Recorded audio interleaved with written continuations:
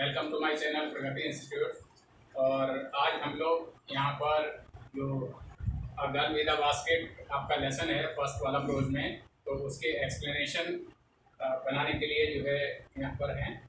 तो मैं आज आपको एक्सप्लेनेशन बनाना बताऊँगा।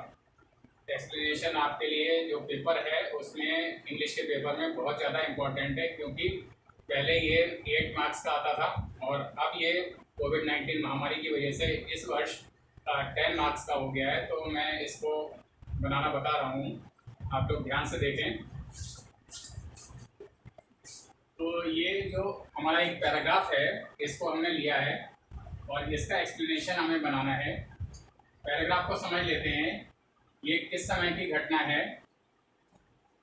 ये जब राइटर अपनी यात्रा के दौरान जो रास्ते में स्टेशन पड़ते थे तो उन स्टेशनों पर वो उतर जाता था और लोगों से बातचीत करने का प्रयास करता था।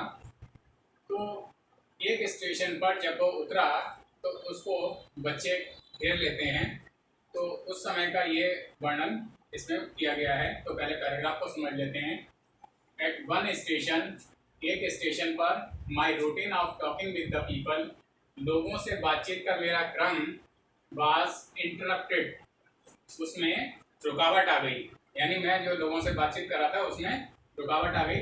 एज सुन एज आई अलाइटेड, जैसे ही मैं उतरा, मतलब कंपार्टमेंट से नीचे राइटर जैसे ही उतरा, a group of young children gathered around me, तो छोटे बच्चों के एक समूह ने मुझे घेर लिया, चारों ओर से घेर लिया। अराउंड मी, चारों ओर से घेर लिया।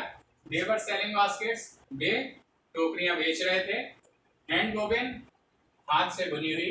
रीड बास्केट्स, रीड बास्केट कहते हैं सरकंडे या पतली सी जो है डंडी की जो है वो बास्केट्स बनी हुई थी डंडियों की, with simple design and patterns, और उनके जो डिजाइन थे वो बहुत ही साधारण थे, एंड पैटर्न्स, और उनके नमूने भी बहुत साधारण थे। दे हेल्ड द बास्केट्स हाई, और वो लोग बच्चे अपनी टोकरियों को ऊंचा उठाए हुए थे। शाउटिंग वर्ड्स, वे कुछ ऐसे शब्द चिल्ला रहे थे, आई डिड नॉट नो, जिसे लेखक जान नहीं पाया, बट कन्वेइंग अनमिस्टेकेबली देयर डिजायर, लेकिन जो उनकी डिजायर थी यानी टोकरियों को बेचने की बच्चों की जो इच्छा थी, वो इच्छा लेखक अथर जो है बहुत अच्छे से समझ गया उन शब्दों के माध्यम से।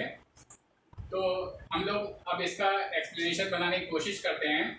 और एक्सप्लेनेशन में सबसे पहले हमें रेफरेंस लिखना पड़ेगा, रेफरेंस, फिर कॉन्टेक्स्ट, और फिर एक्सप्लेनेशन की बारी आती है।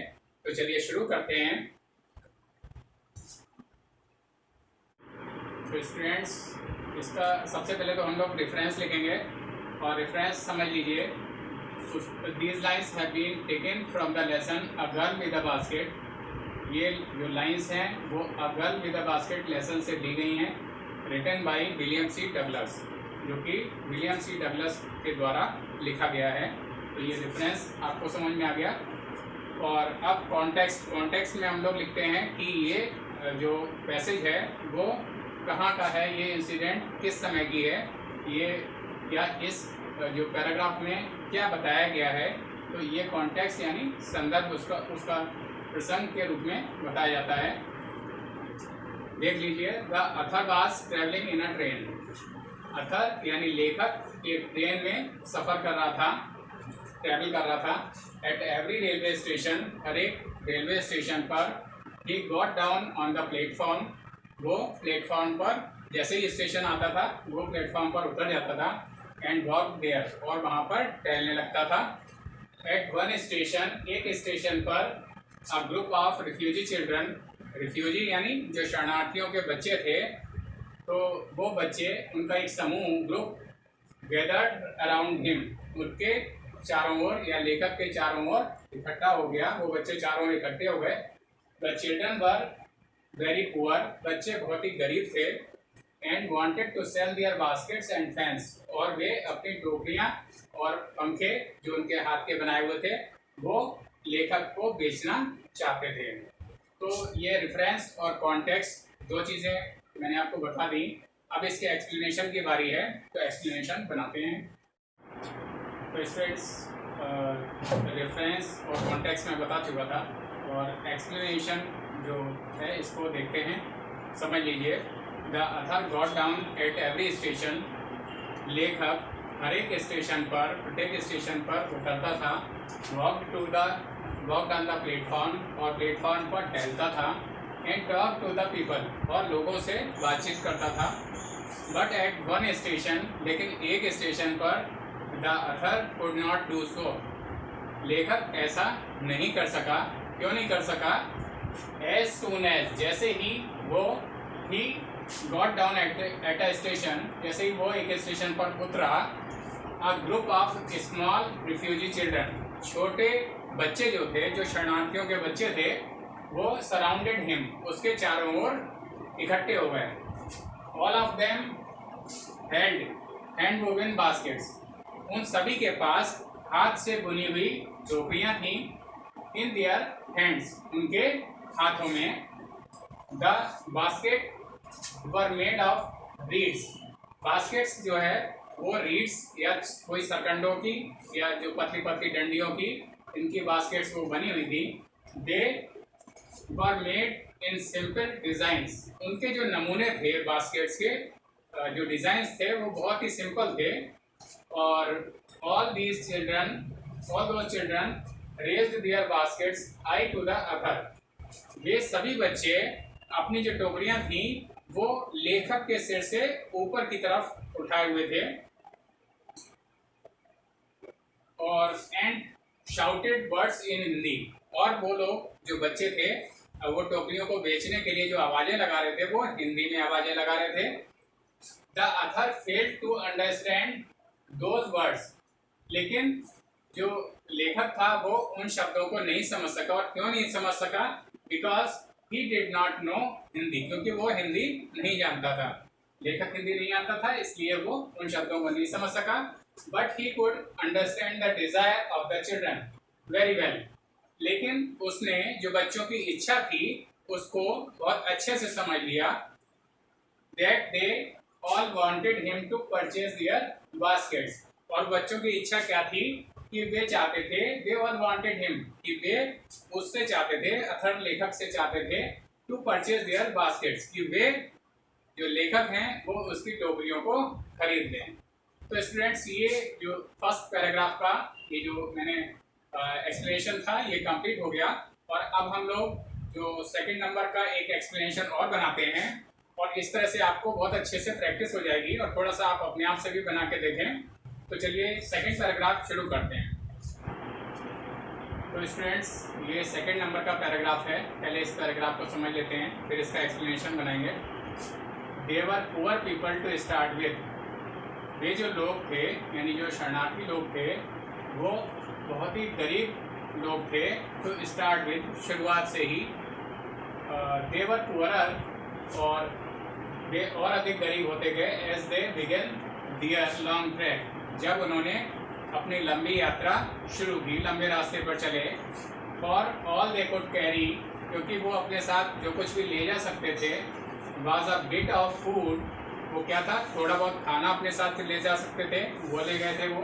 एंड अ फ्यू बिलोंगिंग्स, और कुछ थोड़ी बहुत जो बिलोंगिंग्स यानी जरूरत का जो सामान था, बहुत अधिक जरूरत का सामान था, वो अपने साथ ले गए थे। सून देवर आउट ऑफ फूड, और जल्दी ही उनके पास जो भोजन था, खाना था, वो खत्म हो गया।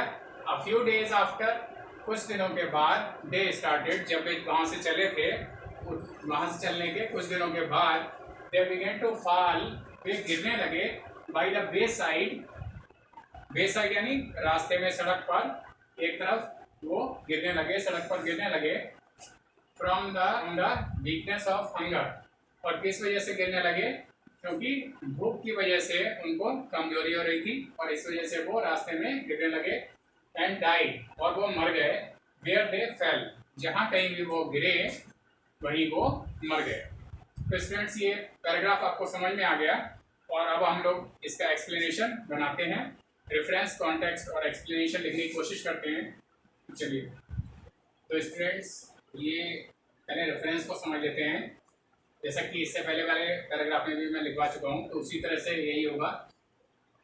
These lines have been taken from the lesson ये लाइन एक लेसन में से ली गई है और लेसन का नाम क्या है? Girl with a basket. Lesson का नाम है written by William C Douglas. William C Douglas ने इस लेसन को लिखा है।